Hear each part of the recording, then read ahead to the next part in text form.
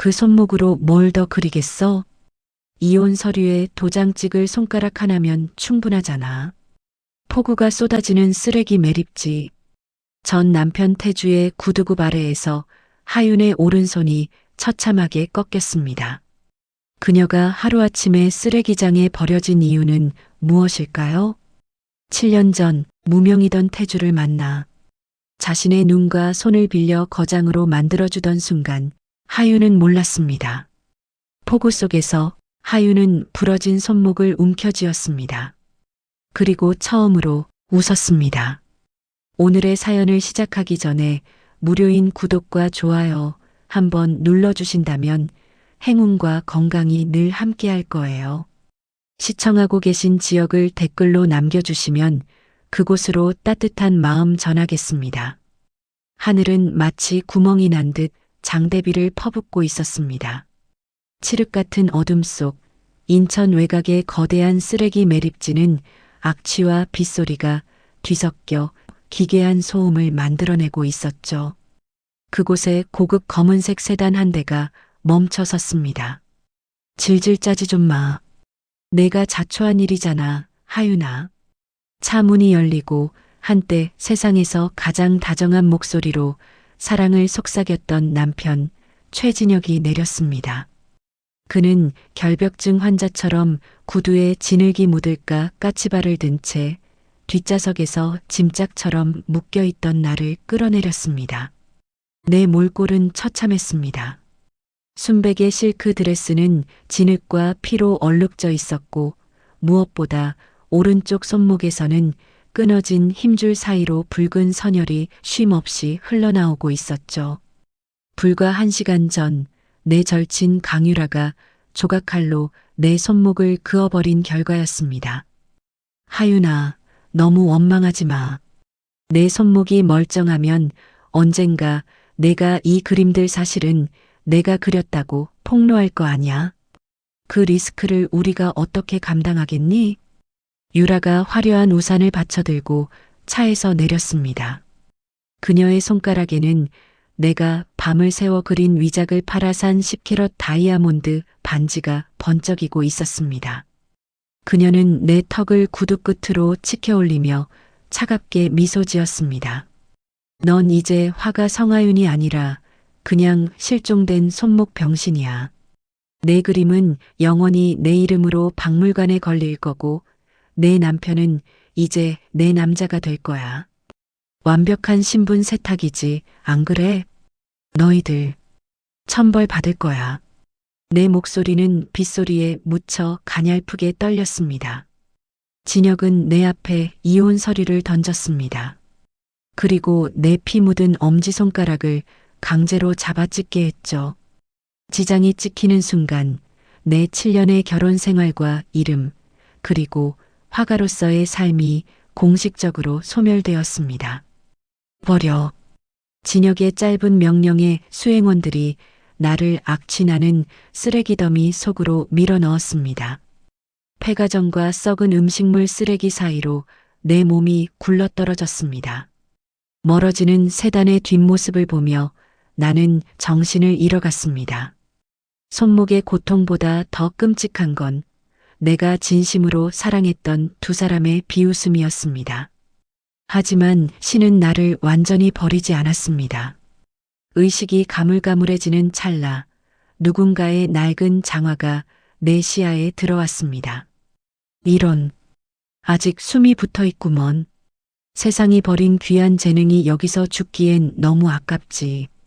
먼지 낀 안경 너머로 날카로운 눈빛을 빛내는 노인, 한때 미술계를 호령하다 태성그룹의 음모로 몰락했던 전설적인 감정사 백승도였습니다. 그는 쓰레기 속에서 나를 건져 올렸습니다. 얘야, 복수하고 싶으냐? 그렇다면 손이 아니라 머리로 그리는 법을 배워라. 저들이 가짜를 진짜라 믿고 춤을 출 때 그 무대를 통째로 불태워버리는 법을 말이다. 나는 그의 옷자락을 붙잡으며 마지막 힘을 짜내어 대답했습니다. 살려주세요. 저들을 가장 화려한 곳에서 가장 비참하게 죽일 수만 있다면. 제 영혼이라도 팔겠어요. 그날 밤 성하윤이라는 여자는 쓰레기 매립지에서 죽었습니다. 그리고 빗물을 먹고 자라난 차가운 복수의 화신이 그곳에서 눈을 떴습니다. 백승도의 아지트는 도심 외곽에 폐기된 인쇄 공장 지하에 있었습니다. 곰팡이 냄새와 묵은 기름 냄새가 진동하는 그곳에서 하윤은 죽음보다 더한 재활의 시간을 견뎌냈습니다. 오른손목은 흉측한 흉터와 함께 굳어버렸습니다. 붓을 쥐려고 하면 손가락이 미친 듯이 떨렸고 날카로운 통증이 뇌를 찔렀습니다. 절망에 빠져 벽에 머리를 짓짓는 하윤을 향해 승도는 차갑게 일갈했습니다. 손목이 잘린 게 아니지 않느냐. 내 눈은 살아있고 내 머릿속엔 저들이 평생을 가도 흉내내지 못할 필법과 안목이 들어있어. 이제 붓은 내 하수인들에게 쥐어줘라. 너는 그들의 손을 조종하는 뇌가 되는 거다. 승도는 하윤에게 위작의 세계를 넘어선 신분 조작의 기술을 전수했습니다. 하윤은 전신 성형에 가까운 시술로 얼굴의 각도를 미묘하게 바꿨고 혹독한 발성 연습을 통해 목소리 톤을 한 옥타브 낮췄습니다. 무엇보다 수천억 대의 자산을 주무르는 자산가 특유의 여유와 오만함을 몸에 익혔습니다. 이제부터 너는 한국계 이탈리아 재벌 안나 첼리다. 죽은 성하윤은 잊어라. 안나는 우아하지만 잔인하고 아름답지만 치명적이어야 해. 1년 뒤 하윤은 거울 앞에 섰습니다. 거울 속에는 쓰레기장에서 구걸하던 처량한 여자는 없었습니다. 날카롭게 재단된 명품 수트, 차가운 보석으로 치장한 눈빛, 그리고 전 세계 미술 시장을 뒤흔드는 마쿠의 큰손 안나 첼리만이 서 있었습니다. 한편 태성그룹의 장남 최진혁과 강유라는 하윤의 피로 쌓아 올린 명성을 만끽하고 있었습니다. 유라는 하윤의 유작들을 하나씩 세상에 내놓으며 현대의 천재 화가로 추앙받았고 진혁은 그 그림들을 비자금 세탁 통로로 활용하며 세력을 불렸습니다. 하지만 그들에게도 위기가 찾아왔습니다. 하윤이 사라진 후 새로운 위작을 공급할 원천이 사라진 것입니다. 미술계는 유라의 다음 작품을 독촉했고 태성그룹의 비자금 통로엔 비상등이 켜졌습니다. 유라야, 다음 그림은 언제 나와? 해외 컬렉터들이 벌써 입지를 시작했어. 이번엔 저번보다 더 큰 게 필요해. 진혁의 압박에 유라는 마른 세수를 하며 신경질적으로 대답했습니다. 나라고 놀고 있는 줄 알아? 하지만 하윤이 그 계집애 같은 필치가 안 나온단 말이야. 아무리 대필 작가를 구해도 수준이 떨어져서 감정팀을 통과 못한다고. 그들의 탐욕이 한계에 다다른 바로 그때 하윤이 던진 미끼가 그들의 눈앞에 나타났습니다. 전 세계 미술 잡지의 메인을 장식한 기사 하나. 이탈리아의 베일에 쌓인 컬렉터 안나 첼리, 한국 미술 시장 진출 선언. 5천억 규모의 펀드 조성 예정. 진혁의 눈이 번뜩였습니다. 저 안나 첼리라는 여자의 자금만 확보한다면, 그리고 그녀가 가진 유럽의 네트워크만 이용한다면 태성그룹의 위기는 단번에 해결될 터였습니다. 하윤은 승도의 제자이자 하윤의 수행원이 건네는 보고서를 읽으며 입술 끝을 말아 올렸습니다. 준비됐어요, 스승님. 이제 쥐새끼들이 치즈 냄새를 맡고 달려들 시간이에요. 하윤은 7년 전 자신이 갇혀 지냈던 그 지옥 같은 화실로 다시 걸어 들어갈 준비를 마쳤습니다. 다만 이번에는 피해자가 아닌 그 지옥의 주인이자 심판자로서 말입니다. 서울의 한 최고급 호텔 연회장. 대한민국 미술계와 정재계 인사들이 총출동한 K-아트 나이트가 열리고 있었습니다. 장내의 시선은 단연 그날의 주인공 강유라에게 쏠려 있었죠. 그녀는 하윤의 손목을 긋고 뺏어온 재능으로 올해의 화가상을 거머쥐며 승승장구하고 있었습니다. 유라 씨, 다음 작품은 언제쯤 볼 수 있을까요? 전 세계 컬렉터들이 줄을 섰어요. 기자들의 질문에 유라는 가식적인 미소를 지으며 대답했습니다. 곧요. 영감이 차오를 때까지 기다리는 중이랍니다. 하지만 샴페인을 들이키는 그녀의 손은 미세하게 떨리고 있었습니다. 대필 작가들의 실력이 형편없어 다음 사기극을 이어갈 동력이 바닥나고 있었기 때문입니다. 그때 연회장의 육중한 문이 열리며 모든 대화가 멈췄습니다. 하이힐 소리가 대리석 바닥을 울릴 때마다 사람들은 본능적으로 귀를 터주었습니다. 짙은 네이비 컬러의 비단 드레스를 입고 얼굴의 절반을 가리는 독특한 레이스 가면을 쓴 여인. 바로 안나 첼리였습니다. 그녀의 등 뒤에는 수행 비서로 위장한 강도윤이 그림자처럼 버티고 서 있었죠. 누구야? 저 여자? 이탈리아에서 온 그 큰 손, 안나 첼리 아냐? 웅성거림 속에서 유라와 진혁이 홀린 듯 다가왔습니다. 진혁은 안나의 압도적인 아우라와 기품에 숨이 막히는 기분을 느꼈습니다. 그는 평소처럼 오만한 미소를 지으며 먼저 손을 내밀었습니다. 만나서 영광입니다. 안나 첼리 양. 태성그룹의 최진혁입니다. 한국 미술계에 관심이 많으시다고 들었습니다. 안나는 진혁이 내민 손을 빤히 바라보았습니다. 7년 동안 자신의 손을 짓밟고 급기야 쓰레기장에 던졌던 그 잔인한 손이었습니다. 안나는 차가운 눈빛으로 그 손을 무시한 채 곁에 있던 샴페인 잔을 들어 올렸습니다. 관심이라기보다 청소하러 왔다고 해두죠. 가짜가 너무 많아서 시장이 지저분하더군요. 안나의 유창한 이탈리아어 억양이 섞인 한국어에 진혁의 눈썹이 움찔했습니다.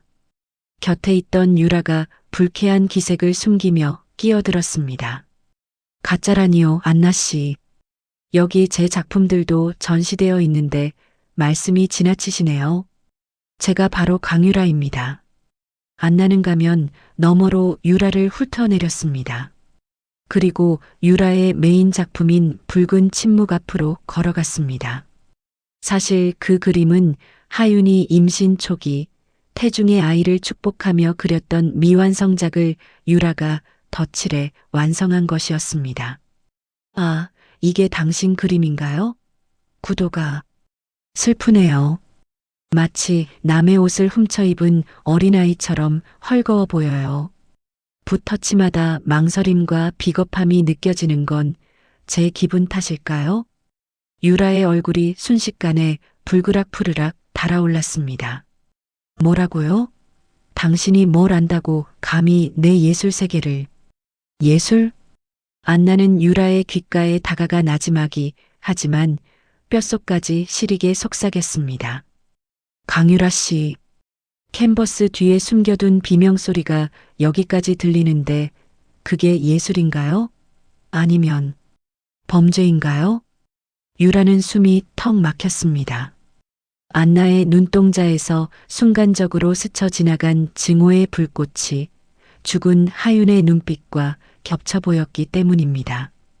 안나는 당황한 그들을 뒤로 한 채 우아하게 돌아섰습니다. 최진혁 대표님, 에이펙스가 가진 위작 유통망, 조만간 제가 통째로 사들여야겠어요. 곧 파산할 것 같아 보여서 말이죠. 안나가 연회장을 빠져나가는 뒷모습을 보며 진혁은 주먹을 꽉 쥐었습니다. 분노보다 더 큰 것은 저 여자를 반드시 손에 넣어야 한다는 기괴한 정복욕이었습니다. 차에 올라탄 하윤은 가면을 벗어 던졌습니다. 거울 속 자신의 눈은 이미 차가운 지옥을 품고 있었습니다. 도윤 씨, 다음 단계 준비해요. 저들이 가장 굶주려 있는 그림을 미끼로 던질 거니까. 최진혁과 강유라는 안나 첼리가 던진 모욕에 분노했지만 동시에 그녀가 가진 자금력에 목이 말라 있었습니다. 태성그룹은 무리한 사업 확장과 위작 스캔들을 막기 위한 로비 자금으로 인해 이미 심각한 유동성 위기에 빠져 있었기 때문입니다. 그 여자 안나 첼리. 보통 내기가 아니야. 하지만 그만한 거물이라면 우리가 준비한 그것에 관심을 가질 수밖에 없어. 진혁의 집무실, 비밀스러운 작전 회의가 열렸습니다. 유라가 초조하게 손톱을 깨물며 물었습니다. 설마 파란 비둘기를 꺼내겠다는 거야? 그건 아직 완성이 안 됐잖아. 하윤이가 죽기 전에 밑그림만 겨우 그려놨던 거라고. 진혁의 입가에 비열한 미소가 걸렸습니다. 그래서 안나 첼리가 필요한 거야. 그녀가 가진 유럽의 보건 전문가 인맥과 세탁 자금이 합쳐지면 미완성작은 세상에 단 하나뿐인 전설의 유작으로 둔갑할 수 있어. 안나를 우리 공범으로 만드는 거지. 며칠 후 하윤 안나 첼리의 호텔 스위트룸으로 정중한 초대장이 도착했습니다. 태성그룹이 비밀리에 운영하는 지하 경매장에 그녀를 독점 초대한 것입니다. 하윤은 거울 속의 자신을 보며 차갑게 미소 지었습니다. 쥐새끼들이 가장 아끼는 치즈를 꺼내기로 했나 보네. 강남의 한 갤러리 지하 3중 보안문을 통과하자 화려한 금빛 홀이 나타났습니다. 진혁은 안나를 맞이하며 샴페인을 건넸습니다. 안나, 양, 오늘 당신에게 보여줄 작품은 미술사의 미스터리이자 태성그룹의 자존심입니다. 거장 레오나르도 다 빈치에 유실된 제자로 알려진 지오반니의 미완성 유작, 파란 비둘기를 든 여인입니다. 하윤은 벨벳 천에 덮인 대형 캔버스 앞으로 다가갔습니다. 진혁이 천을 걷어내자 몽환적인 푸른빛이 감도는 그림이 드러났습니다. 장내의 공기가 멈춘 듯한 정적.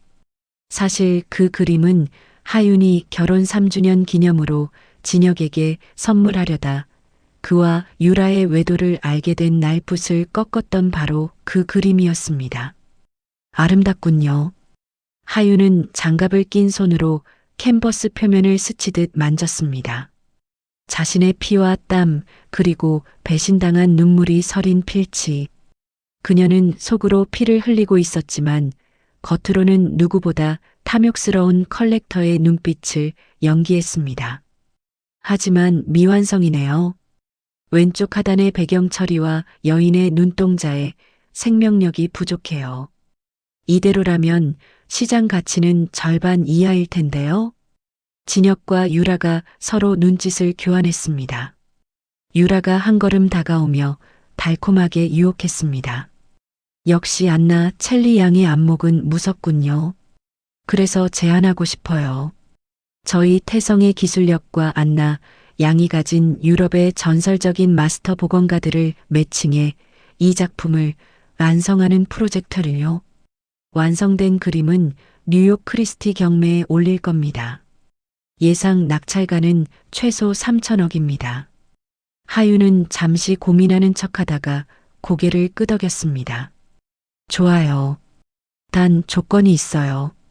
복원 작업은 외부와 완전히 차단된 곳에서 제 지휘하에 진행되어야 합니다. 그리고 작업에 필요한 특수 안료와 캔버스 세척 비용으로 우선 500억을 태성에서 예치하세요. 제가 가져올 복원 전문가들은 세계 최고니까요. 진혁은 망설임 없이 계약서를 내밀었습니다. 500억은 태성이 쥐고 있는 마지막 비상금이었지만 3천억이라는 미끼 앞에 그는 눈이 멀었습니다. 성공만 한다면 500억이 아니라 5천억인들 아깝겠습니까? 계약하시죠. 사인을 마친 하윤이 돌아서며 나지막이 은조렸습니다. 현명한 선택이에요, 최 대표님. 이 그림이 완성되는 날, 당신들은 한 번도 본 적 없는 가장 화려한 피날레를 보게 될 테니까. 하윤은 알고 있었습니다. 자신이 직접 보낼 복원 전문가들은 그림을 살리는 사람들이 아니라 특정 약물을 바르면 시간이 지날수록 그림을 썩게 만들고 결국엔 감춰진 진실을 드러나게 할 파괴자들이라는 것을 말입니다. 태성그룹의 극비 프로젝트가 진행될 장소는 공교롭게도 하윤이 7년 동안 갇혀 지냈던 그 저택의 지하 화실이었습니다. 진혁과 유라는 안나, 첼리를 완벽하게 믿고 있었습니다.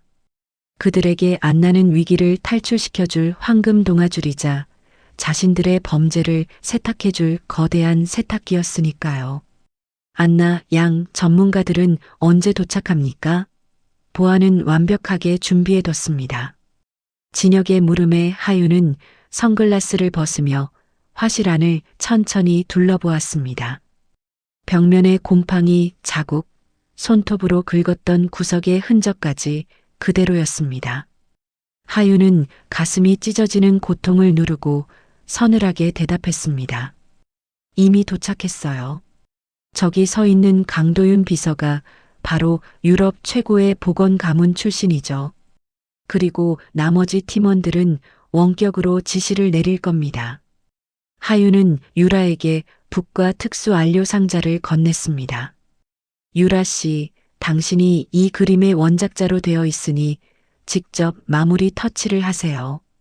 제가 가져온 이 특수 안료는 시간이 지나면 유체 물감과 결합해 수백 년 된 고전 명화의 질감을 만들어낼 거예요. 이건 일지의 다이아몬드보다 비싼 겁니다. 유라는 흥분된 손으로 붓을 들었습니다. 사실 그 안료는 백승도가 특수 제작한 부식성 산화제가 섞인 가짜였습니다. 바르는 순간에는 화려한 빛을 내지만 정확히 한 달 뒤 강한 조명을 받으면 화학 반응을 일으켜 물감을 녹여버리고 그 아래 숨겨진 원래의 캔버스를 드러나게 만드는 독약이었죠. 어때요, 유라 씨? 본인이 그린 그림인데 감회가 새롭겠어요. 하윤의 비아냥거리는 투에 유라는 뻔뻔하게 대꾸했습니다. 그럼요. 제 영혼의 정수라고 할 수 있죠. 안나 씨 덕분에 이 그림이 드디어 주인을 찾네요. 작업이 진행되는 동안 하윤은 진혁을 따로 불러내어 와인 잔을 기울였습니다. 최 대표님, 그림이 완성되면 뉴욕 크리스티 경매에 내놓기 전에 프라이빗 프리뷰 파티를 열어야 해요. 대한민국 상위 0.1%를 초대해서 태성의 위상을 다시 세우는 거죠. 그때 제가 아주 특별한 VVIP들을 데려올게요. 진혁은 안나의 매혹적인 미소에 완전히 홀려 있었습니다. 그는 안나의 손을 잡으려 하며 속삭였습니다. 안나 양, 당신을 만난 건 내 인생 최고의 행운입니다. 이 일이 끝나면 우리 관계도 조금 더 깊어질 수 있을까요? 하윤은 속이 뒤틀리는 역겨움을 참고 그를 향해 눈을 맞췄습니다. 물론이죠. 아주 깊어질 거예요. 당신이 상상도 못할 바다까지 말이죠. 그날 밤 화실을 빠져나온 하윤은 강도윤에게 지시했습니다. 도윤 씨, 유라가 사용한 안료통의 샘플을 확보해요. 그리고 경매 당일 무대 조명의 조도를 특정 수치 이상으로 올릴 수 있도록 세팅하세요. 저들이 가장 화려하게 빛나고 싶어하는 그 순간이 저들의 얼굴에 씻을 수 없는 치욕의 물감이 흘러내리는 순간이 될 테니까. 하윤의 시선은 어둠 속에 잠긴 태성 저택을 향했습니다. 7년 전 자신이 피눈물을 흘리며 그렸던 그림들이 이제는 저들을 교수대로 끌고 갈 밧줄이 되어 돌아오고 있었습니다. 태성그룹의 실세이자 진혁의 어머니 박명애 회장은 미술계에서 얼음 마녀로 불리는 탐욕의 화신이었습니다. 그녀는 하윤을 지하 화실에 가두는 것을 묵인한 방조자였고 하윤의 그림을 가로채 정재계 로비 자금으로 활용한 몸통이었죠. 진혁아, 그 안나 첼리라는 여자 정말 믿어도 되는 거냐?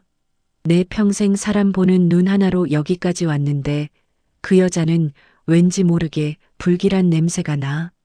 박 회장의 날카로운 의심에 하윤은 정면 돌파를 선택했습니다. 그녀는 박 회장이 목숨보다 아끼는 태성의 상징, 고려청자 청자상 가문학 문매병을 공략하기로 했습니다. 하윤은 박 회장의 개인 다도실로 향했습니다. 그녀의 손에는 이탈리아 장인이 제작했다는 고가의 선물 상자가 들려 있었습니다. 회장님, 귀한 분께는 귀한 것을 드려야죠. 이건 로마 교황청에서 사용하는 특수 보존용 케이스입니다. 회장님이 소장하신 매병의 빛을 영원히 가두지 않고 보존해 줄 겁니다. 박 회장은 안나가 가져온 케이스의 화려함에 잠시 눈을 빼앗겼습니다. 안나는 그 틈을 놓치지 않고 미리 매수해둔 박 회장의 수석 집사를 통해 바꿔치기를 감행했습니다. 그날 오후 하윤은 박 회장이 주최한 자선 경매 행사에 참석했습니다. 박 회장은 자신의 권위를 과시하기 위해 가문의 보물인 매병을 경매장의 메인 전시물로 내놓았죠. 여러분, 이 매병은 우리 태성의 뿌리이자 대한민국의 자존심입니다. 박 회장이 우아하게 매병을 쓰다듬으며 연설을 하던 그때 하윤이 손을 들었습니다. 회장님, 실례지만 그 매병, 어제보다 빛깔이 좀 탁해진 것 같지 않나요? 혹시 습기에 취약한 가짜는 아니겠죠? 순식간에 장내에 찬물이 끼얹어졌습니다. 박 회장은 코웃음을 쳤습니다. 안나 양, 이게 가짜라니요? 감정서만 수십 장입니다. 그럼 제가 확인해 봐도 될까요? 제가 가져온 특수 광선 램프를 비추면 진품 청자의 숨구멍이 살아 움직이는 걸 볼 수 있거든요. 하윤은 강도윤이 건네준 램프를 켰습니다. 파란 광선이 매병을 비추는 순간 기이한 현상이 일어났습니다. 매병의 표면에 없던 붉은 반점들이 소름 끼치게 피어오르기 시작한 것입니다. 사실 하윤이 미리 바꿔치기해 둔 것은 열에 반응하는 특수 안료로 그려진 위작이었습니다. 어머나, 저게 뭐야? 핏자국 같아. 태성의 보물이 사실은 위작이었어? 사람들의 웅성거림에 당황한 박 회장이 매병을 낚아채려던 순간 하윤이 교묘하게 발을 뻗었습니다. 쨍그랑 마이너스. 단단한 대리석 바닥 위로 매병이 박산났습니다. 부서진 파편 속에서 굴러나온 것은 청자의 흙이 아니라 조잡하게 뭉쳐진 플라스틱 합성수지였습니다. 그리고 그 파편 위에는 검은 잉크로 선명하게 적혀 있었습니다. 가짜는 결국 부서진다. 너희의 탐욕처럼. 박 회장은 뒷목을 잡고 쓰러졌습니다. 태성그룹의 권위를 상징하던 국보급 보물이 사실은 가짜였다는 뉴스가 실시간으로 퍼져나갔습니다.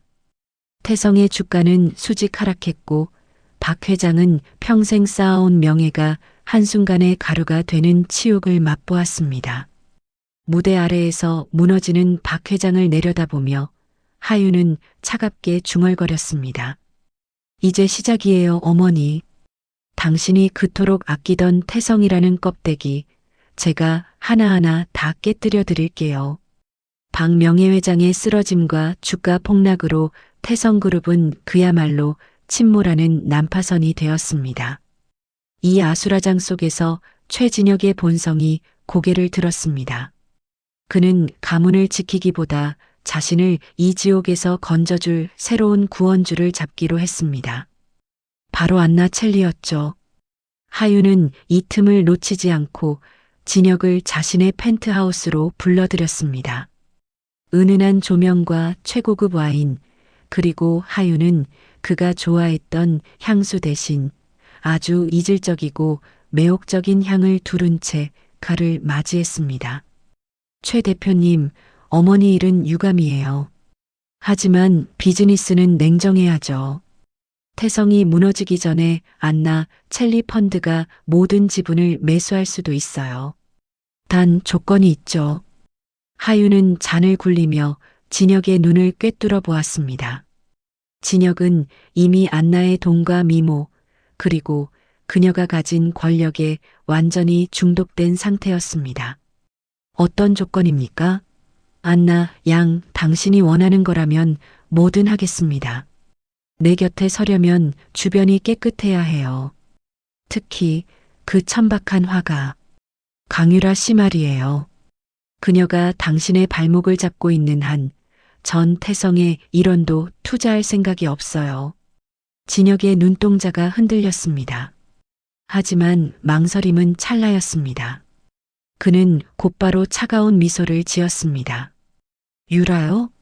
그저 비즈니스 파트너일 뿐입니다. 안나 양이 원하신다면 당장이라도 정리하죠. 사실 그 여자 하윤이 그림을 훔친 증거를 제가 다 가지고 있거든요.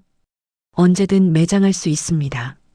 그 시각 펜트하우스 문 밖 복도.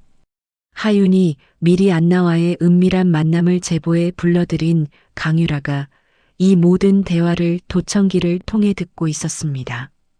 7년을 함께 공모하며 하윤을 짓밟았던 두 악마의 동맹이 단 10분 만에 휴지 조각처럼 찢어지는 순간이었습니다. 이 비겁한 자식? 최진혁, 내가 감히 나를 버려? 유라는 미친 듯이 문을 박차고 들어왔습니다. 그녀는 와인병을 잡아채 진혁에게 내던졌습니다. 내가 하윤이를 쓰레기장에 버리라고 시켰잖아. 내가 그의 손목을 그으라고 칼을 쥐어줬잖아. 이제 와서 나만 범죄자로 몰아? 입 닥쳐. 내가 욕심부려서 시작한 일이잖아. 난 그냥 내 뒷바라지나 해준 거야. 두 사람은 안나 하윤 앞에서 서로의 치부를 낱낱이 까발리며 개처럼 싸우기 시작했습니다. 하윤은 소파에 깊숙이 몸을 묻은 채 그 추악한 광경을 팝콘이라도 먹듯 느긋하게 감상했습니다. 보기 좋네요. 7년 전 그날 나를 버릴 때도 이렇게 뜨거웠나요? 하윤의 나지막한 목소리에 두 사람의 움직임이 멈췄습니다. 안나의 말투에서 느껴지는 기묘한 기시감. 진혁이 떨리는 목소리로 물었습니다. 안나 양, 지금 무슨 소리를 하는 겁니까? 하윤은 우아하게 자리에서 일어나 가면을 벗듯 차가운 미소를 지었습니다. 아직은 몰라도 돼요. 곧 열릴 파란 비둘기 경매 파티에서 알려줄 테니까. 그때까지 서로 죽이지 말고 잘 버텨봐요.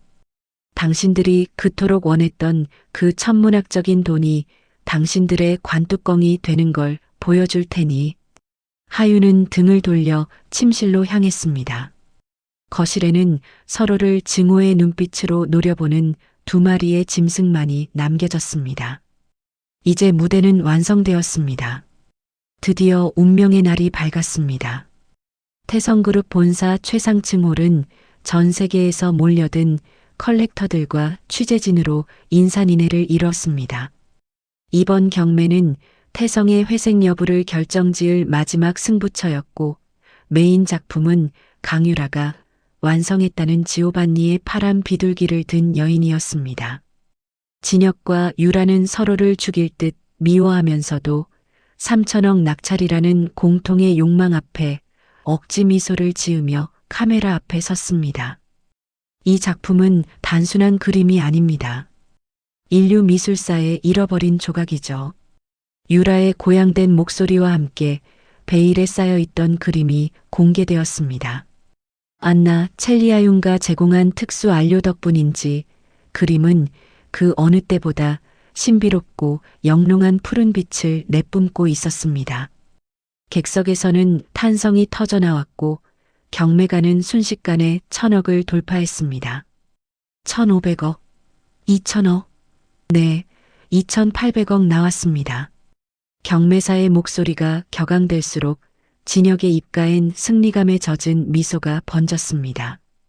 하지만 무대 뒤 컨트롤룸에 앉아있던 하윤은 차갑게 시계를 확인했습니다.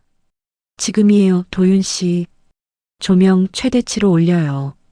그 순간 무대 위 강력한 할로겐 조명이 그림을 정면으로 비췄습니다. 하윤이 설계한 화학 반응의 시작이었습니다. 그림이 이상해요. 객석에서 비명이 터져나왔습니다. 영롱하던 푸른 안료가 조명의 열기를 견디지 못하고 검게 타들어가더니 마치 피가 흐르듯 캔버스 아래로 뚝뚝 떨어지기 시작한 것입니다. 경악한 유라가 그림을 막아서려 했지만 부식성 산화제는 이미 캔버스 전체를 집어삼키고 있었습니다. 그리고 기적이 일어났습니다. 녹아내리는 가짜 물감층 아래에서 오랫동안 숨겨져 있던 진짜 필치가 드러나기 시작했습니다. 그런데 그것은 다 빈치의 제자 지오반니의 솜씨가 아니었습니다. 캔버스 정중앙 썩어가는 가짜 물감들 사이로 선명하게 새겨진 붉은 글씨. 그것은 하윤이 그림을 그릴 때 캔버스 밑바닥에 특수 잉크로 새겨두었던 낙인이었습니다. 위작자 강유라 공모자 최진혁 원작자 성하윤 2019 24 너희가 나를 죽이려 했던 그날 이 그림도 죽었다.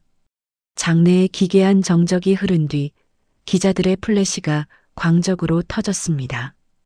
경매는 아수라장이 되었고 유라는 비명을 지르며 캔버스를 긁어냈지만 그럴수록 숨겨진 진실만 더욱 선명해질 뿐이었습니다. 아니야. 이건 조작이야. 안나 첼리, 그년이 꾸민 짓이라고. 유라가 미친 듯이 소리쳤지만 이미 전 세계에 라이브로 송출된 장면을 되돌릴 순 없었습니다. 그때 무대 위 대형 스크린에 영상 하나가 재생되었습니다.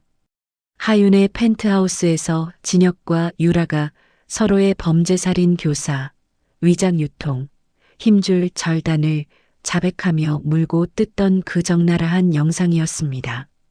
진혁은 다리가 풀려 주저앉았습니다. 그는 고개를 들어 VVIP석에 앉아있는 안나 첼리를 바라보았습니다. 안나는 천천히 가면을 벗었습니다. 조명 아래 드러난 그녀의 얼굴, 그리고 천천히 들어올린 오른쪽 손목에 흉측한 흉터. 안녕, 오랜만이야. 쓰레기 매립지에서 돌아온 성하윤이야. 하윤의 서늘한 목소리가 마이크를 타고 홀 전체에 울려 퍼졌습니다. 대한민국 최고 재벌가의 몰락을 알리는 조종이었습니다. 경매장은 아수라장이 되었습니다.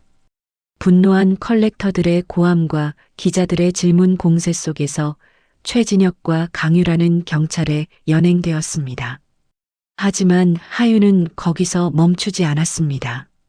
그녀는 그들이 수감된 구치소 면회실을 찾아갔습니다. 그들을 법적으로 가두는 것보다 그들이 가졌던 모든 가치가 부정당하는 것을 눈앞에서 보여주기 위해서였죠.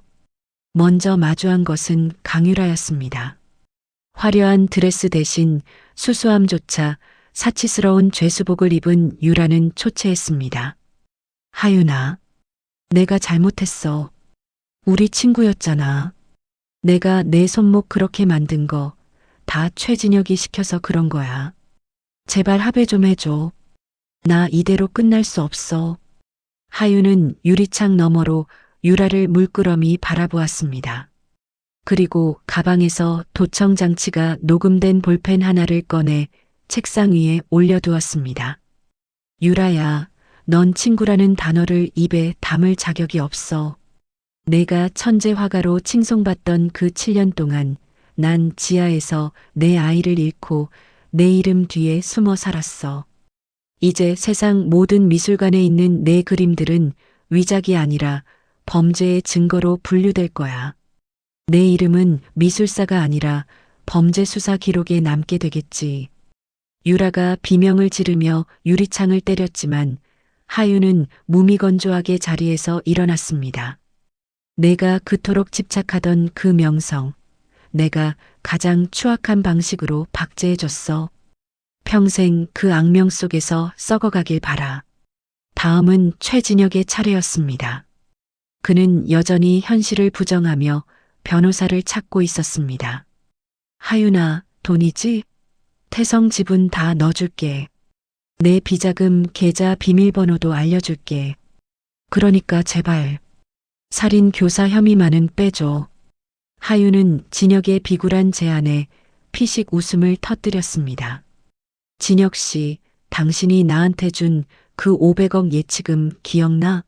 그 돈 내가 보건 전문가들한테 준 게 아니라 태성그룹의 채권자들에게 전부 뿌렸어. 지금 태성 본사 앞에는 당신한테 돈 떼인 사람들이 줄을 서 있지. 당신은 이제 돈도 없고 배경도 없고 당신을 대신해 감옥에 갈 부하 직원도 없어.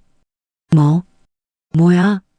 당신 어머니 박 명예회장님은 뇌출혈로 쓰러지셔서 아마 평생 말을 못 하실 거야. 당신이 유라랑 짜고 위작 사업을 벌였다는 증거 내가 검찰에 전부 넘겼어. 당신이 사랑했던 건 내가 아니라 내가 그려내는 돈이었지? 이제 그 돈이 당신을 족쇄가 되어 평생 올가맬 거야. 진혁은 넋이 나간 채 중얼거렸습니다.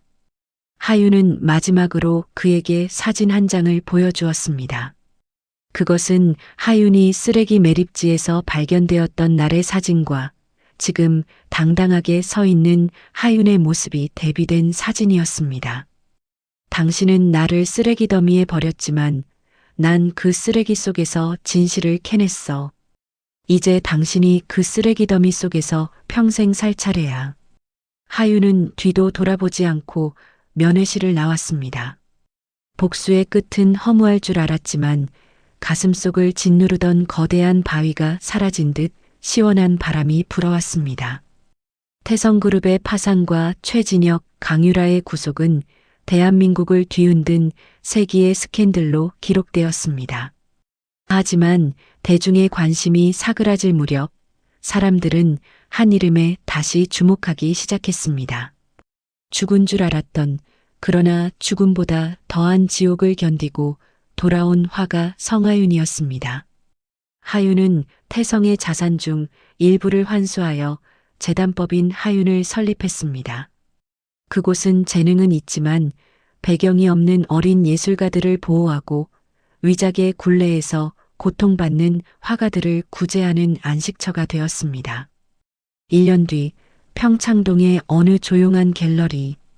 하윤의 복귀 전이자 그녀의 진짜 이름을 내건 생애 첫 개인전이 열렸습니다. 전시장 입구에는 화려한 꽃바구니 대신 이름 모를 시민들이 놓아준 풀이지어 꽃들이 가득했습니다. 하윤은 갤러리 중앙에 서서 자신의 작품들을 바라보았습니다. 이제 그녀의 그림에는 누군가의 강요도 비릿한 욕망도 섞여 있지 않았습니다. 비록 오른쪽 손목의 힘줄은 완전히 회복되지 않아 붓을 쥐는 모양새가 조금은 어색하고 투박했지만 그 투박함조차 하윤만의 독보적인 질감이 되어 있었습니다. 대표님, 아니 성 작가님, 컨디션은 좀 어떠세요? 강도윤이 따뜻한 커피를 내밀며 다가왔습니다. 그는 이제 하윤의 비서가 아닌 재단의 상임이사이자 하윤이 세상에서 유일하게 신뢰하는 파트너로 곁을 지키고 있었습니다. 좋아요, 도윤 씨. 이제야 제 숨을 쉬는 것 같아요. 하윤은 전시장 가장 안쪽 흰 천으로 덮인 마지막 작품 앞으로 걸어갔습니다. 그녀가 천을 걷어내자 1년 전 경매장에서 녹아내렸던 파란 비둘기를 든 여인을 다시 그린 작품이 드러났습니다. 하지만 이번 그림 속 여인은 비둘기를 가둔 채 슬픈 눈을 하고 있지 않았습니다. 여인의 손등 위에서 파란 비둘기는 날개를 활짝 펴고 드넓은 창공을 향해 날아오르고 있었죠. 그림의 제목은 귀환. 작가님, 저기. 손님 한 분이 오셨습니다. 도윤의 시선을 따라 고개를 돌리자 낡은 중절모를 쓴 백승도가 서 있었습니다. 그는 제자의 그림을 하나하나 세밀하게 살피더니 하윤의 앞에 멈춰서서 흐뭇한 미소를 지었습니다. 얘야, 이제 내 눈에 지옥 대신 하늘이 담겼구나. 고생 많았다. 하윤은 스승의 거친 손을 잡았습니다. 복수는 끝났고 그 끝에 남은 것은 허무가 아닌 자유였습니다. 그날 저녁 하윤은 홀로 화실에 남았습니다. 창밖으로 지는 노을이 캔버스를 붉게 물들이고 있었습니다. 하윤은 왼손으로 붓을 고쳐쥐고 새하얀 캔버스 위에 첫 선을 그었습니다. 그녀가 7년 전 잃어버렸던 그리고 쓰레기 매립지에서 되찾았던 진정한 자신의 삶이 이제 막 시작되고 있었습니다. 가짜들의 만찬은 끝났고 이제 오직 진실만이 숨쉬는 그녀만의 만찬이 준비되고 있었습니다.